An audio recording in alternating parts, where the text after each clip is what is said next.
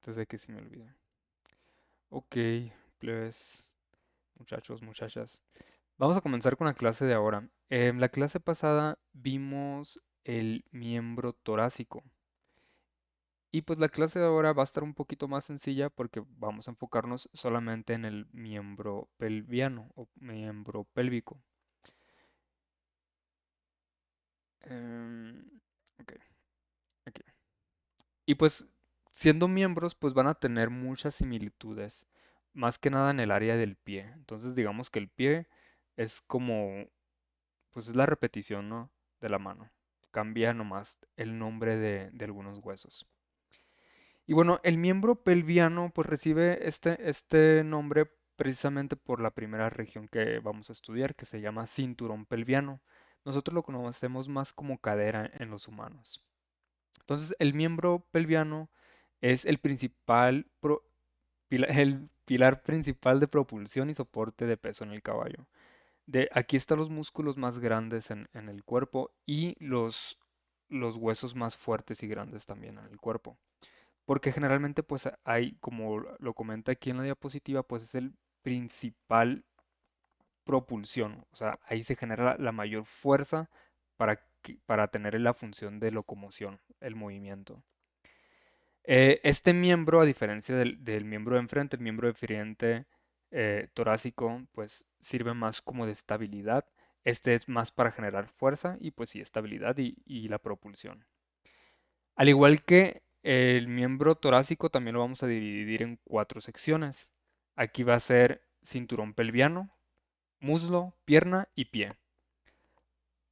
Lo de pie y mano se usa en veterinaria solamente para distinción de miembro torácico y miembro pelviano, pero se sigue llamando pata o pezuña, ¿no? ¿Alguna duda, algún comentario? Y bueno, al momento de quererlo localizar, por ejemplo, en el animal vivo, es un poquito medio confuso, porque eh, como que las divisiones están más confusas. Por ejemplo, en nosotros la rodilla luego se nota, que por ejemplo en los animales esta es la rodilla. Y a veces se piensa que la rodilla, por ejemplo, está en la pierna y en realidad es este que está aquí 34. Em, entonces hay ciertas confusiones cuando empezamos como relacionar los huesos porque eh, la función, digamos, de la muñeca de ellos genera como la función de la rodilla a nosotros. Y los nombres se medio parecen, entonces para que pongan como atención en ese sentido para que no, para evitar confusiones. ¿Alguna duda o algún comentario hasta aquí?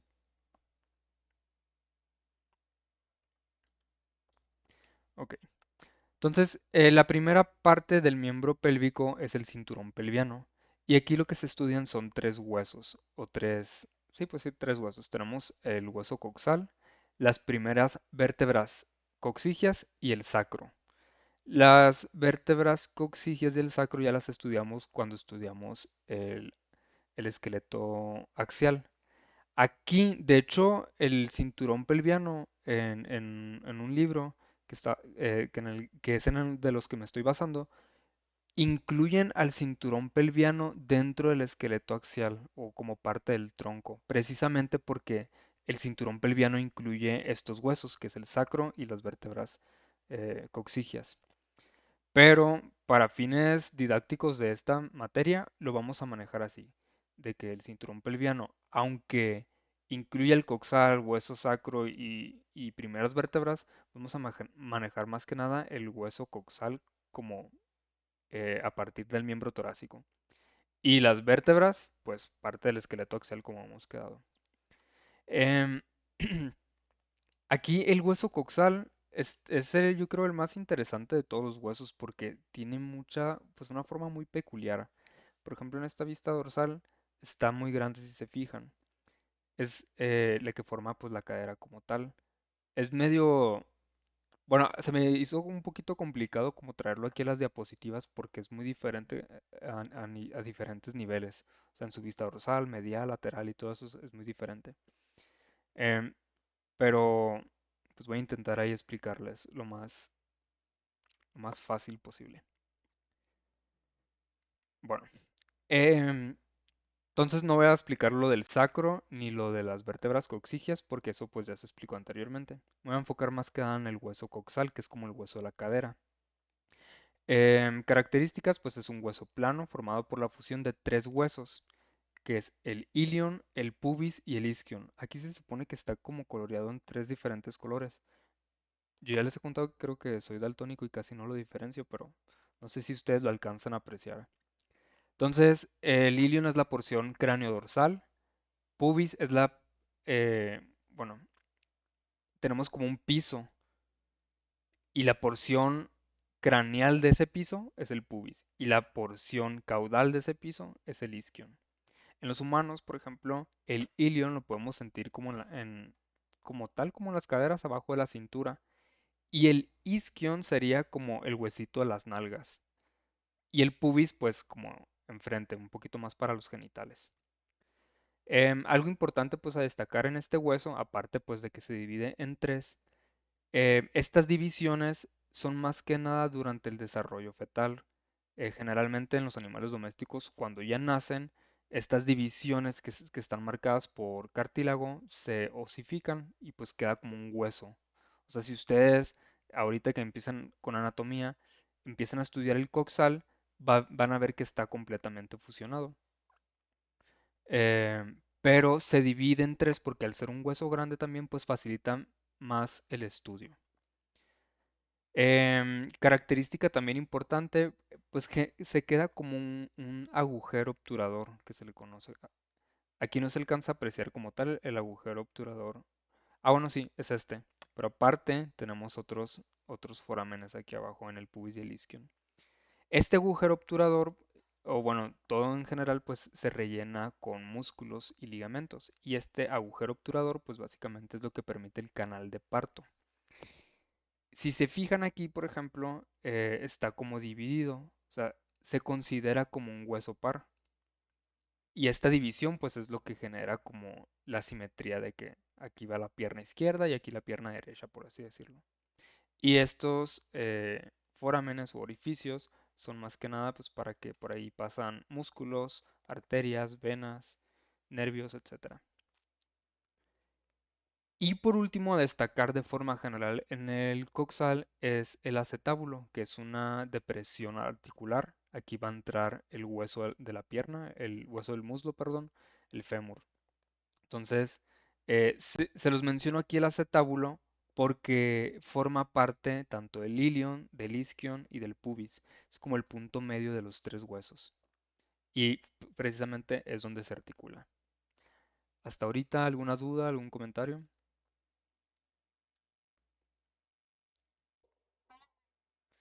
Ok. Bueno, dime.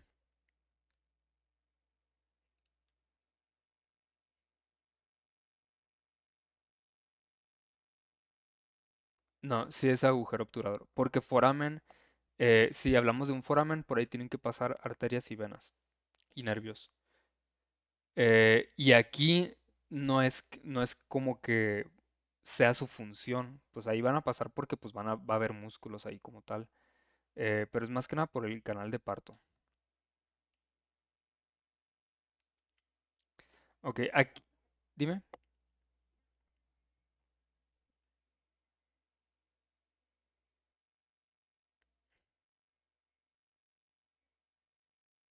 Ujú.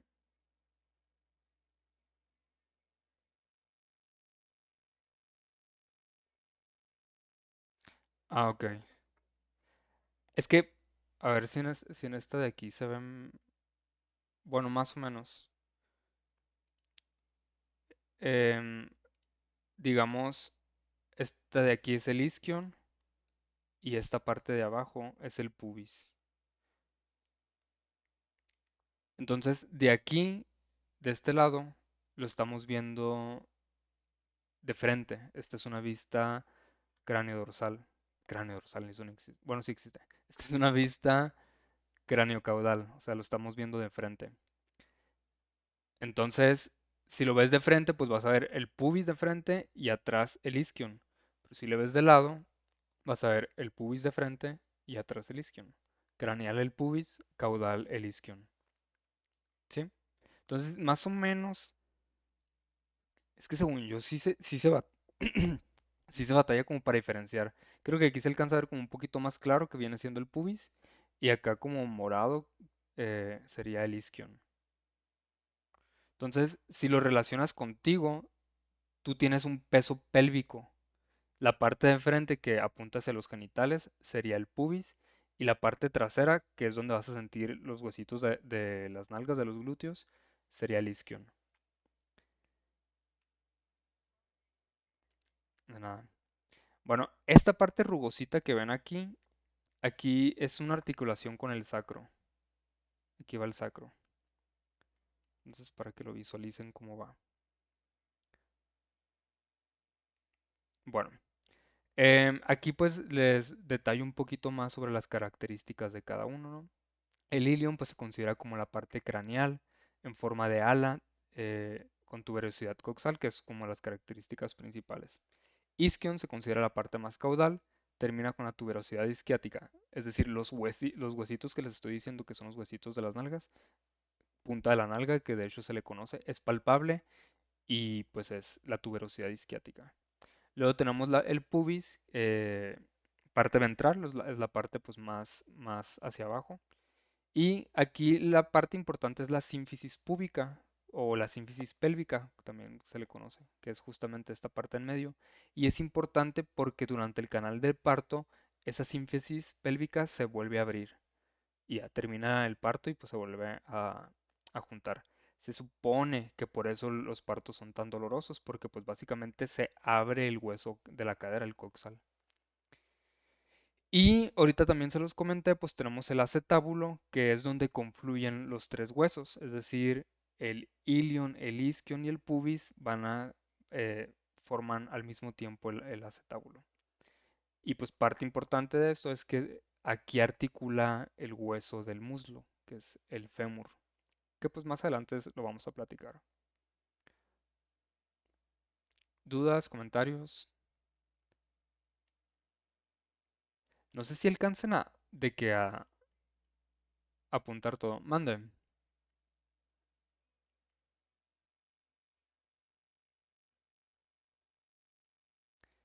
No. Ah, bueno, sí, sí está como encima, pues más o menos.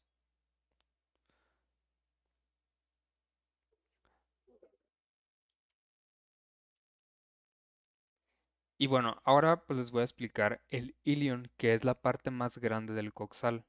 Aquí más o menos intenté como lo que está sombreado es lo que no es el hueso.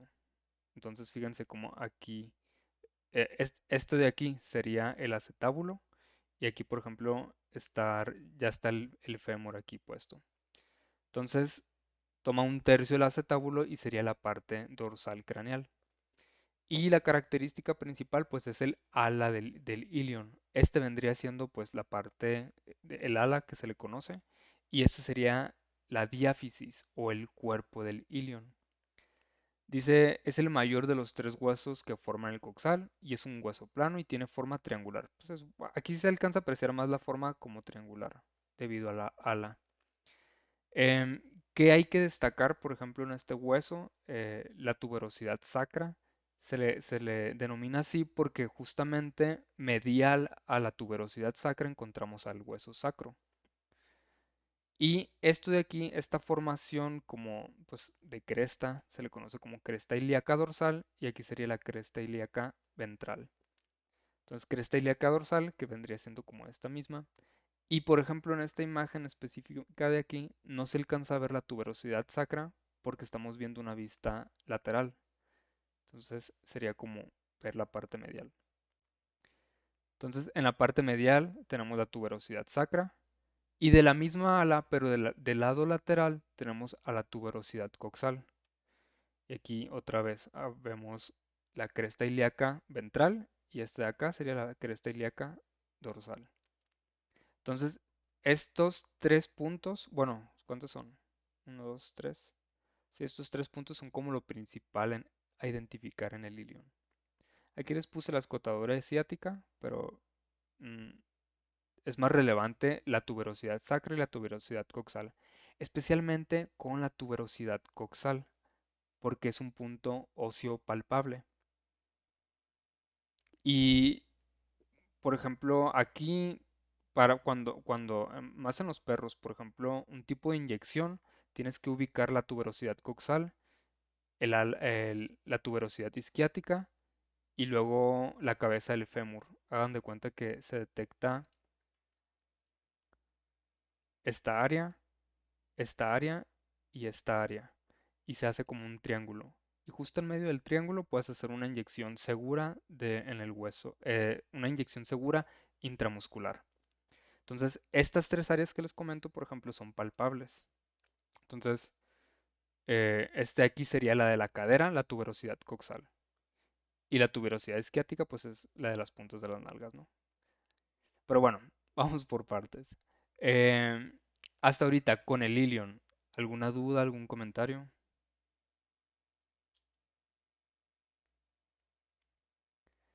Ok. Luego tenemos al isquion, que es la parte más caudal del coxal. Está en la parte ventral del coxal también, o sea, sería ventral caudal. Y si se fijan, pues esto es lo que se le conoce como piso pélvico. Entonces, la porción craneal del pubis, la porción caudal del isquion. Aquí lo importante, pues, es la sínfisis pélvica, que es parte también, pues, del isquion. Incisura isquiática, que se refiere como a esta, pues, como a este borde o cresta. Y la tuberosidad isquiática, que es, pues, la punta de la nalga. Pues aquí vemos otra vez. Bueno, aquí también los libros mencionan la espina isquiática, pero es muy leve. O sea, fíjense cómo aquí te las dibujan, como que apenas si se marca un bordecito. Incisura isquiática, que es el borde que se genera. Y tuberosidad isquiática, está así porque es palpable. Y es la punta de la nalga. ¿Dudas, comentarios con esto?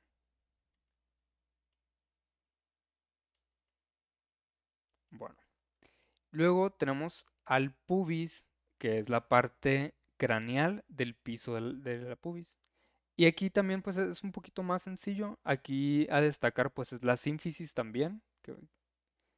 Bueno, aquí lo que les quise destacar más que nada es esto que está destacado con amarillo pues sería como el pubis. Y también pues aquí vamos a encontrar la sínfisis pélvica. Porción esta es relativamente pequeña, es una zona pequeña. Lo que se distingue anatómicamente es que se divide en dos partes. La porción acetabular, que forma parte del acetábulo, y la porción sinficial, que pues es donde encontramos la sínfisis del pubis. Y si lo queremos ver de otra forma, también se le puede denominar como la porción dorsal y la porción ventral. Ya, pues en conjunto es el hueso coxal. Y aquí, por ejemplo, en esta imagen la hice más chiquita porque lo que se destaca, pues es, o sea, apenas si se ve. En una vista dorsal, el sacro tapa al pubis, como quien dice.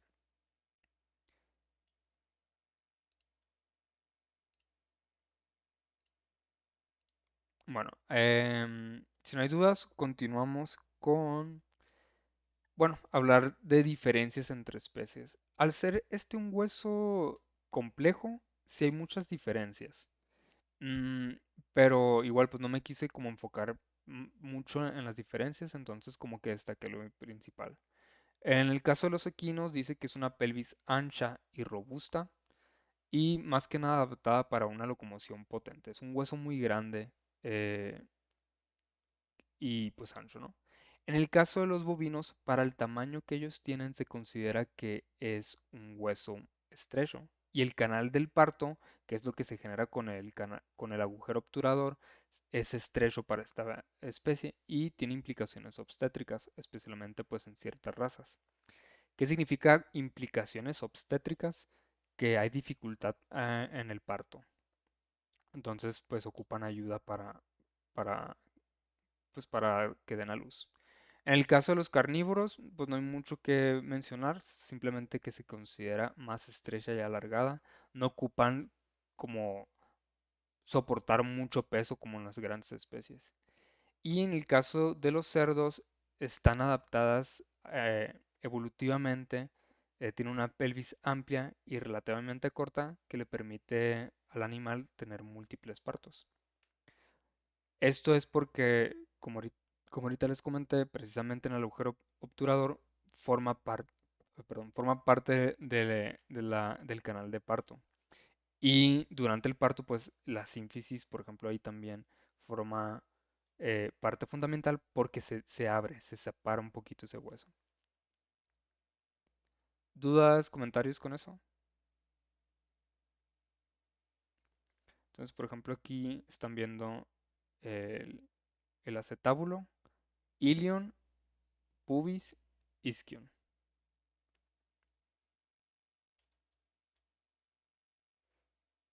Hola Stacy, ¿tienes prendida tu cámara? ¿No?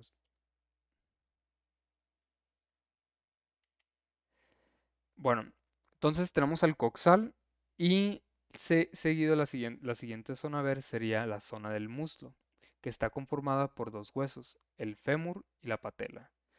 El fémur, por ejemplo, es este de aquí, es el hueso más grande del cuerpo animal y la patela también se le conoce como rótula, que es la rodilla en nosotros.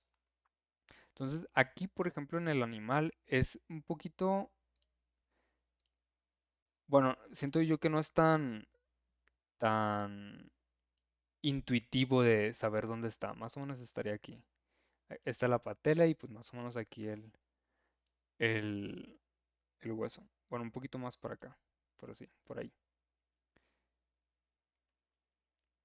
Bueno, en el caso del fémur, pues este es un hueso que sí se estudia bastante. Eh, Tienen varias características a destacar. Entonces, para el estudio ahorita me voy a enfocar en primero explicar la parte proximal y luego la distal. Pues pregunta de examen, ¿no? El fémur es el hueso más largo y robusto del esqueleto, presenta una marcada torsión sobre su eje longitudinal, que creo que más o menos lo podemos alcanzar a ver, que como que rota. Y dice una conformación adaptada a la potente musculatura glútea y extensora del cuádriceps. Entonces es robusto en el sentido que es ancho y es largo también. De hecho, se considera que sería muy difícil que exista una fractura en este tipo de huesos, porque aparte de que hay mucho músculo en esta área que protege al hueso, pues lo siguiente es que es un hueso muy ancho, ¿no? Entonces, si llega a haber una fractura en estos, pues es porque el golpe estuvo demasiado fuerte, ¿no? Bueno, entonces, al ser un hueso largo, lo que se estudia aquí, pues, es como los demás huesos largos, una epífisis proximal, una diáfisis o cuerpo y una epífisis distal. En la parte proximal, lo importante es que se articula con el hueso coxal, que es lo que estamos viendo aquí, por ejemplo. En la diáfisis dice que tiene forma prismática triangular. Esto es porque se alcanzan a apreciar bien caras en el sentido de que vemos una cara dorsal, lateral, medial y caudal, aunque se distingue más de forma como triangular o, bueno, sí, prismática triangular. Eh, pero la diferencia, por ejemplo, de un prisma triangular y a una pirámide, por ejemplo, es que el prisma triangular, digamos que tiene una base de cuatro como ejes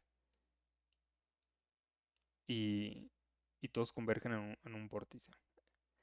En el caso de la epífisis distal, dice que se articula con la tibia y la rótula, pues que vienen siendo otros huesos. Vamos por partes.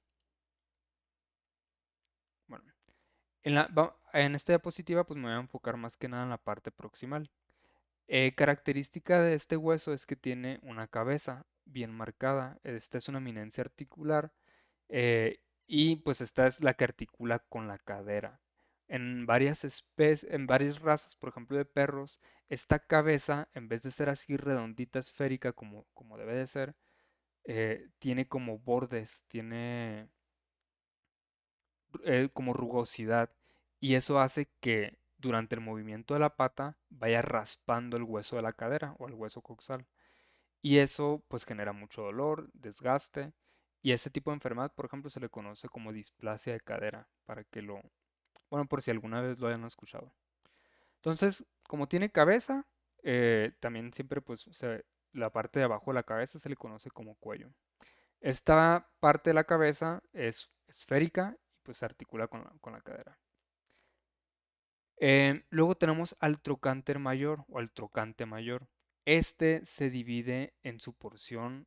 caudal, que sería la parte mayor, y su porción craneal, sería, bueno, aquí esta es una vista craneal, se supone que este espacio es como que está como más para enfrente hacia nosotros y esta parte más atrás. Esto sería la porción craneal, caudal. A mí me causa un poquito de conflicto, o sea, como nombrar a estas dos zonas como trocante mayor, porque pareciera como si fuera trocante uno y trocante 2, pero lo manejan así, como trocante mayor en conjunto en su porción caudal y porción craneal. Pues aquí más atrásito se alcanza a ver un pedazo de la cabeza. Otra característica del fémur es el trocante, el tercer trocante. Este solamente lo podemos observar en los caballos. Y bueno, aunque aquí diga fémur proximal, que les dije me voy a enfocar en esta área, em, para no hacer una diapositiva de la diáfisis, pues aquí se las incluí. Y bueno, como ahorita les comenté, lo importante pues es la cabeza porque aquí se articula con la cadera y estos trocantes más que nada es para la inserción de músculos. ¿Alguna duda, algún comentario hasta ahorita?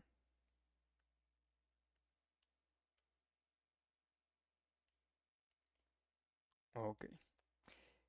Y en el área distal tenemos uno, pues la fosa supracondilar. Supra viene de como arriba. Entonces, esta fosa supracondilar, pues nos está diciendo que está arriba de los cóndilos. Aquí, pues, esto sería el área del cóndilo. El cóndilo, acuérdense que es una protuberancia o es una eminencia articular. Entonces, aquí se distinguen la parte medial y la parte lateral y justamente en esta área se va a articular con la tibia, que es el hueso que está más distal. Luego, justamente como lateral a los cóndilos, encontramos ciertas rugosidades que se le conoce como epicóndilo y aquí pues va a servir más que nada para la inserción de ligamentos. Y bueno, también tenemos lo que es la tróclea, que aquí va a servir para que se inserte también ligamentos. Pero no se los puse por acá. ¿Alguna duda, algún comentario con la parte distal del fémur?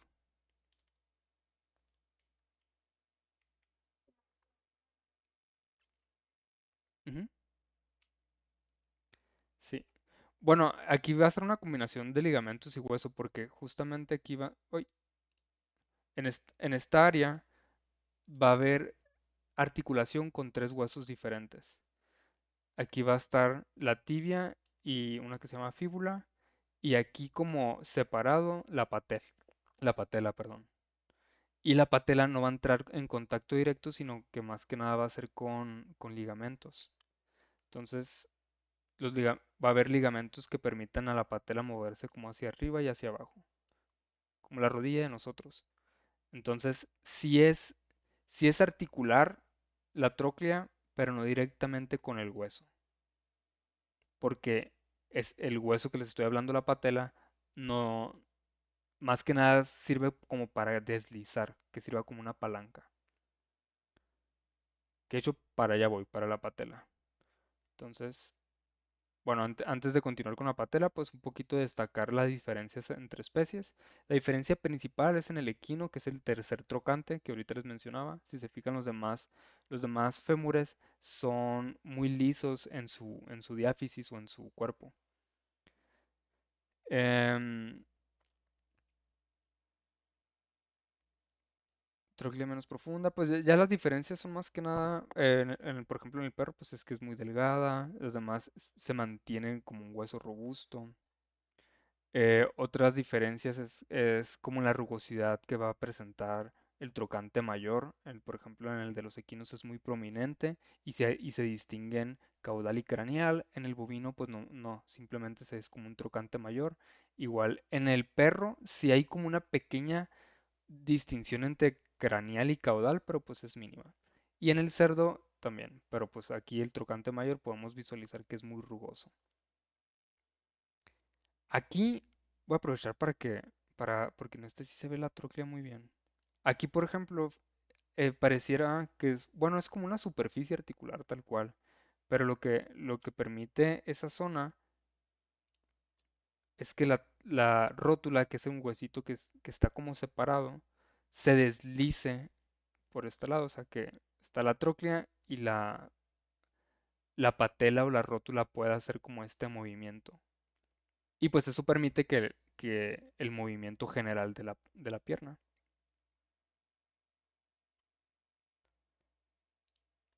¿Alguna duda, algún comentario con esto? Si alcanzan a apuntar porque siento que voy medio rápido en el caso. Bueno, en el caso de la rótula, no encontré muchas imágenes porque en el caso pues del animal disecado, como no se articula directamente, está, pues literal está separado, entonces no lo incluyen en muchas imágenes. Pero es pues así como esto, es una masa pequeña de hueso. Por esta característica que les digo que es una masa de ósea, se le conoce como el hueso sesamoideo más grande del cuerpo.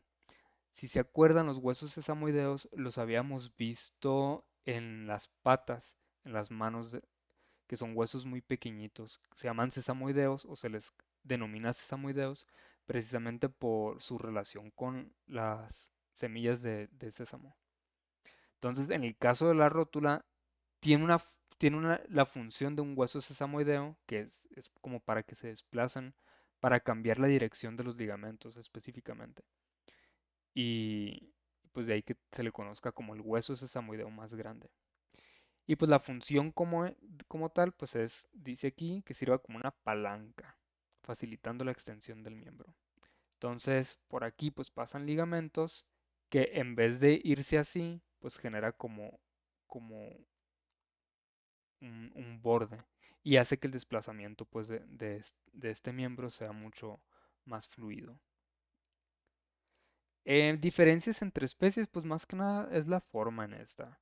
O sea, de que unos tienen, por ejemplo, el cerdo que tiene forma de nuez, el perro tiene forma ovoidea, en unos es más rugosa que en otras y así, ¿no? Pero pues no hay mucho que explicar en esta. ¿Alguna duda o algún comentario con la rótula? Ok, les comento, pues la rótula es la rodilla en nosotros, pero en el caso de los animales no funciona como una rodilla como tal. Bueno, y luego tenemos el área de la pierna. En el área de la pierna vamos a ver que está constituido por dos huesos, la tibia y el peroné o fíbula, que son sinónimos. La tibia es este hueso grande de la pierna y el peroné o fíbula es este de aquí. Entonces, en esta imagen, por ejemplo, nomás se alcanza a ver un pedacito de la fíbula. Y pues vemos que en la parte proximal se articula con el fémur y la patela, y en la parte distal con los tarsos. Pero ahorita platicamos de eso. Y bueno, este hueso se considera como un hueso par, es decir, pues que hay uno en una pierna izquierda y otro en la derecha. Característica, tiene forma triangular, es un hueso largo también. Especialmente la forma triangular se puede visualizar en el primer tercio proximal. Y en el último tercio, en los últimos dos tercios, si se fijan, pues es más que nada como recto. Em, Hablando de la pierna, se le considera como el hueso principal, en contraste con la fíbula, que es el que va aquí, ¿no? Dice, este hueso, también esta es pregunta de examen, es subcutáneo, es decir, justamente debajo de la piel se puede sentir este hueso, especialmente en su borde craneal y en su cara medial.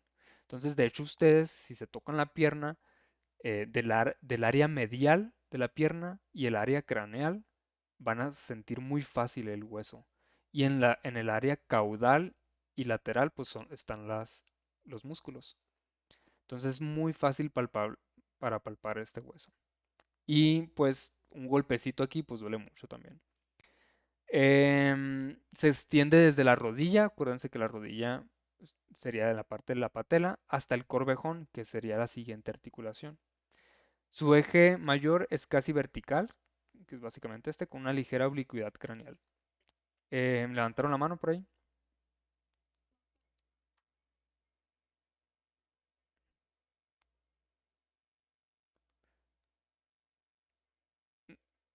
Sí, es el grande.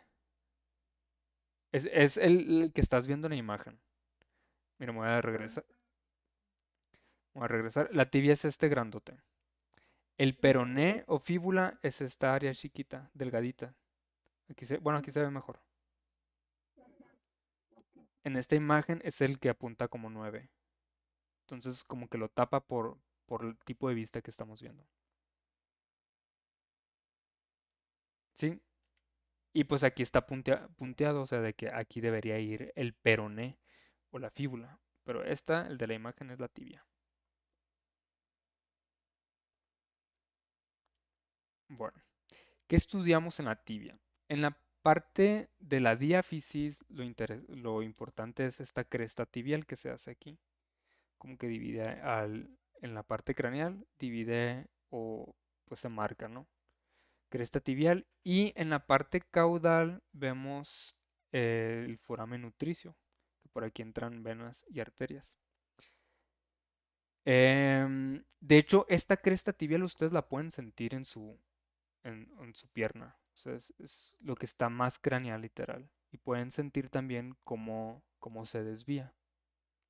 En la parte pues de la tibia es muy difícil de palpar porque pues está rodeada de los músculos, del chamorro que le dicen. Bueno, ¿alguna duda con esto?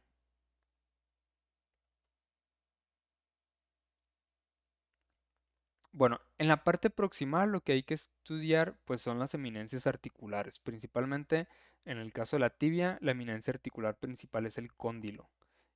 Y tiene dos cóndilos, uno medial y uno lateral, dividida por una eminencia que se dice eminencia intercondilea. Intercondilea. Ay, qué raro. In- en medio de las cóndilas, pues. Entonces, si se acuerdan, en el caso del fémur tenemos una tróclea que está como dividido y es para que encaje perfectamente aquí. Em, otro, otra característica de la tibia en cuanto a superficies, en este caso sería no articular, pues tenemos a la tuberosidad de la tibia y esta es palpable también, ¿no? En el caso, en el área lateral. Y en la parte distal, aquí la parte articular es la cóclea, que también es un tipo de cóndilo, pero específicamente en la tibia se le nombra como cóclea o cóndilo tibial. Y los meleolos, que básicamente son igual como protuberancias rugosas que sirven para inserción de músculos. ¿Dudas, comentarios con estos? Dime.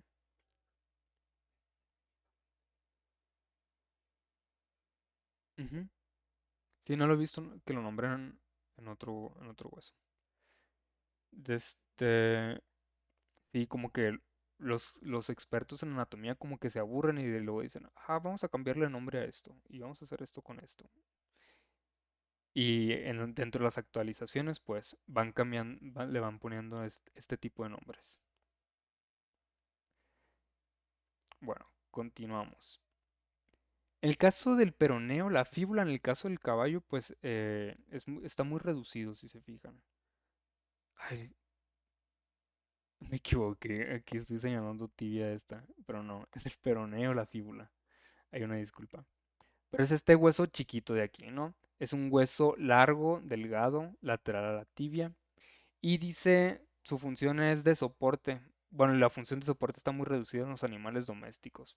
Más que nada, por ejemplo, aquí en el caballo, eh, pues no sirve de mucho. Pero en otros animales se mantiene como la ulna el radio. No sé si se acuerdan que algunos animales se fusionan completamente, en otros animales están separados y esa separación permite pues un mayor movimiento en la pierna. Pasa lo mismo con el peroné y la fíbula y la tibia. Están fusionados y limita el movimiento y cuando se mantienen independientes o entre más separados e independientes, mayor movilidad en la pierna. Bueno, en el caso de los caballos, que es donde nos enfocamos, puede fusionarse con la tibia o quedar libre según la especie, ¿no? Aquí vemos cómo se fusiona y que llega como al segundo tercio de la diáfisis, ya no llega a la epífisis distal. Sin embargo, eh, se, en uno de los maliolos se le considera como parte de la fíbula. O sea, sería en este maliolo. Maliolo lateral, perdón, maliolo, sí, lateral y medial. Entonces, en el maliolo lateral se considera como parte de la fíbula, aunque, aunque se fusione aquí. ¿Dudas, comentarios con esto?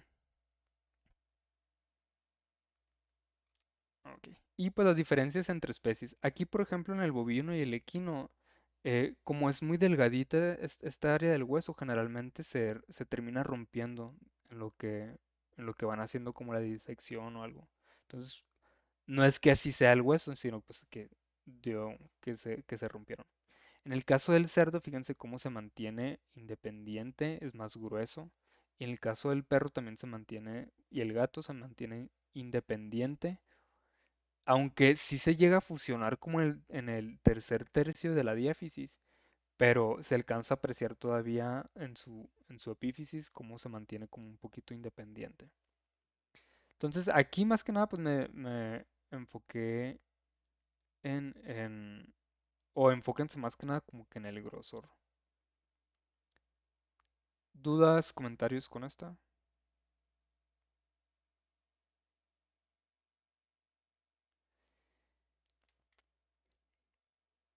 Ujú.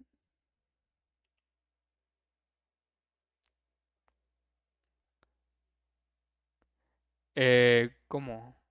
Pues no, o sea, quiero mantener el examen relativamente sencillo. Em, no sé si ponerles como imágenes de diferencias entre especies, que se me hace que no, o sea, no le veo mucho el caso. Em, pero lo que sí les voy a tener que preguntar, por ejemplo, son este tipo de cosas, como que identifiquen al cóndilo y así. Que para eso les estoy poniendo también actividades para que pues les sirvan como de repaso a ustedes. De nada. Pero en laboratorio, según yo, también les va a tocar como identificar y eso. Entonces, creo que en laboratorio van a aterrizar muy bien toda esta información. Bueno, en el caso del pie, el pie pues es homólogo a lo que estuvimos viendo en la mano. Pero aquí cambian, por ejemplo, los nombres. En el caso de la mano, tenemos una masa de huesos pequeños que se llaman carpos. En el caso del pie, en vez de carpos, se llaman tarsos. Y hay ciertas diferencias, por ejemplo, este de aquí, que es más prominente. El examen, ay, ¿qué decía?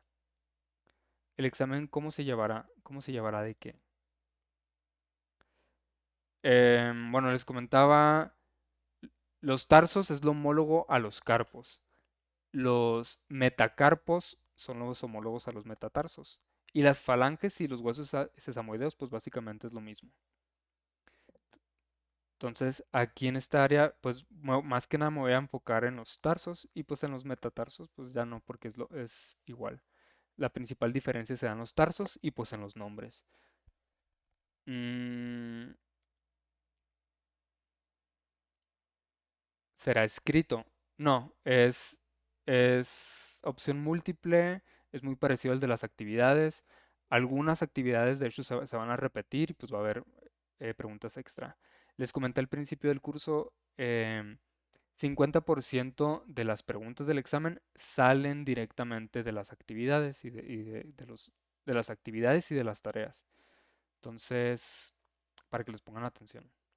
Y acuérdense que también les comenté que las actividades de repaso las pueden hacer varias veces. Entonces, si la primera vez que le hiciste sacaste un 4, la segunda vez sacaste un 8, la tercera vez sacaste un 6, tu calificación que se refleja siempre va a ser la mayor, que va a ser el 8 en este caso del ejemplo.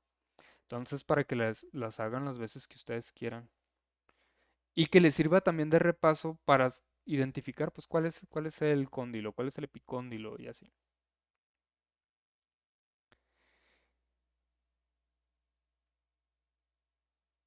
Bueno, ¿dudas hasta ahorita con el que les platiqué del pie?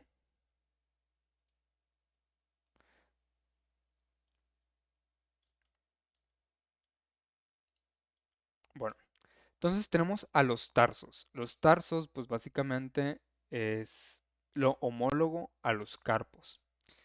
Dice, es un conjunto de huesos cortos que forman la corva. A esta área o a esta región en el animal se le conoce como corva en los caballos, que sería como el equivalente al tobillo nosotros los humanos. También se le conoce como área o región del corvejón. Corva, corvejón, ¿no? Y aquí, a diferencia de los carpos, vamos a ver que tienen tres filas y se denomina fila proximal, fila central y fila distal. Si se acuerdan, en los carpos teníamos una fila proximal y una fila distal. Entonces, estamos viendo, pues, este es como el esquema de los tarsos en el equino. Esta sería la tibia, aquí va la fíbula. Y el primer tarso que tenemos, que es el que articula directamente con la tibia. Ah, bueno, aquí está. Este de aquí, si se fijan, aquí pues nos están poniendo que tiene esta superficie articular, que es una tróclea, que va a articular con la parte distal de la tibia. A este hueso de aquí se le conoce como talus o tibial, tarso tibial o astrágalo. Dice, posee una tróclea proximal muy profunda y bien definida que se va a articular con la tibia. Y lo que se estudia también es que va a tener una cabeza distal en su área distal, que esta va a articular con el tarso que esté más distal con él. En el otro lado, del lado lateral de la misma fila, tenemos al hueso calcáneo. Este es palpable, es muy fácil palpable en el caballo. Calcáneo o fibular, porque pues está del lado de la fíbula. Entonces, esta también vamos a observar una tuberosidad calcánea, que es lo más proximal que vamos a observar, y pues esta tuberosidad pues permite la inserción de músculos y ligamentos. Sirve como punto de inserción para el tendón del músculo gastroectemio y pues a esta área también sería como el talón de Aquiles. ¿Dudas con la primera fila? Bueno, aquí les platiqué de la primera fila.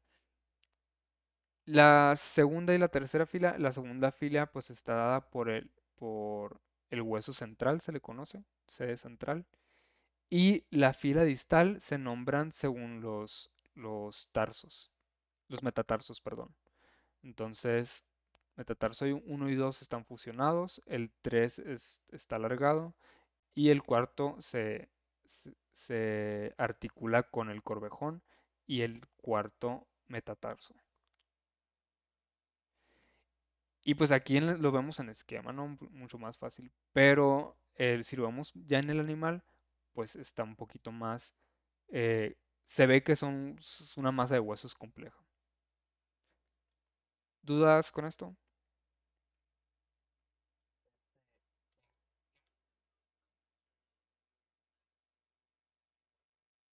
No, el uno y el 2. El uno y el 2. ¿En qué momento? Durante el crecimiento. Bueno, de hecho no estoy seguro si durante el crecimiento de embrionario nazcan como tarso uno y 2. Según yo se le nombra así más que nada por al momento de comparar con animales que son polidáctiles. O sea, como los animales polidáctiles sí tienen cinco metatarsos y se nombran según el metatarso que se está estudiando. Según yo les ponen como estos números como para que sea más fácil como relacionarlos con las otras especies. No es que se fusionen como tal, a lo que yo entiendo. De nada. Bueno. eh, Y en el caso del metatarso, las falanges y los huesos sesamoideos son homólogos a lo que vimos en la mano. Aquí lo que cambia es en el caso de los metatarsos, es que son un poquito más grandes que en la mano. Dice, es casi idéntico al metacarpiano 3 del miembro torácico, pero ligeramente más largo y de contorno más circular. Pero si fijan, pues es igual. Igual vamos a ver, se le nombra como hueso de la caña, igual que el de la mano. Y pues vemos lo mismo, tuberosidad de la caña, tróclea de la caña, que sería este de aquí, en su vista dorsal, vista palmar, lo mismo. y el metatarso principal es el 3. El 2 y el 4 pues se fusionan. Y ya es básicamente lo mismo, o sea, se repite lo de la mano en el pie. Y bueno, eso es todo por osteología. Entonces, ¿qué quiero destacar a modo de conclusión en esta unidad de osteología? Es como las primeras bases. A mí me hubiera gustado hacerlo más dinámico, pero me quise enfocar como entregarles la información. Y el lunes voy a complementar, pues ahora sí, con una actividad. Em, pero ¿para qué les sirve más que nada la osteología? Uno, para entender como el cuerpo de los demás animales. Aquí nos comenta que es un plan común con modificaciones claves entre especies que reflejan su adaptación. Entonces, básicamente tenemos pues los mismos huesos, formas parecidas, las únicas diferencias es que uno es más grande que otro o de que uno tiene más costillas que otro, cositas así. Pero en esencia, pues básicamente tenemos los mismos huesos. Simplemente pues que nos vamos adaptando. Pasa lo mismo, por ejemplo, con las aves. Las aves tienen la misma secuencia de huesos, de que el fémur, el peroné, la tibia y eso. Y luego en el caso de las manos son los mismos huesos, húmero, radio, ulna, pero pues adaptados, por ejemplo, para las alas. Em, ahorita pues yo me enfoqué en darles la clase de forma general, que les sirva como de una base. Después ustedes que agarren un libro o algo, más que nada que les permita a ustedes como acordarse, porque en mi experiencia, por ejemplo, a mí sí me pusieron a estudiar anatomía, pero así de que bárbaro extremo y de aprenderme estrictamente de que todo y el examen estaba bien intenso. Pero anatomía, llegué a anatomía 2 y ya se me había olvidado todo. Como que, nomás estudié para el examen. De la densidad de información que se maneja. Si se fijan ahorita, sí es una información como cargada y pesada, pero al final de cuentas como resumida. Y del mismo resumen que se hace, pues termina siendo un poquito enfadosita la clase. Pero pues así es la anatomía, ¿qué le vamos a hacer? Em, en otro punto dice la relación forma-función es esencial. Esto en el caso en osteología no se alcanza como a apreciar directamente la función cuando hablamos de anatomía, porque para hablar como de la función biomecánica o de la locomoción del movimiento, pues tenemos que hablar del hueso y del músculo y de la articulación en conjunto. Entonces, todavía no terminamos de ver esa función en general, pero cuando completamos la unidad 2, por ejemplo, y la 3, que hablan de músculos y articulaciones, pues ya vamos a poder entender muy bien cómo se da el movimiento. Pero sí intenté como meterle a la clase de que, mira, esta área les va a servir para sacar sangre o así, ¿no? Porque a final de cuentas, pues es una base, una referencia, ¿no? Si no saben anatomía, de verdad que no van a poder hacer mucho en, pues en su práctica ya como trabajo. Entonces es fundamental desde que ustedes van a palpar a un animal, que van a hacer diagnóstico por imagen, es decir, por radiografía, ecografía, si van a hacer cirugía o algo, ¿no? Em, o entender incluso desde la postura, que, de la postura del animal. Para todo les va a servir como una base. Entonces, al final, este es un resumen, dice en esencial, perdón, en esencia, el esqueleto es un sistema dinámico de palancas y soportes. Su conocimiento es indispensable para el diagnóstico, tratamiento y manejo de los animales domésticos. Em, y ahora los quiero escuchar a ustedes. Esta es como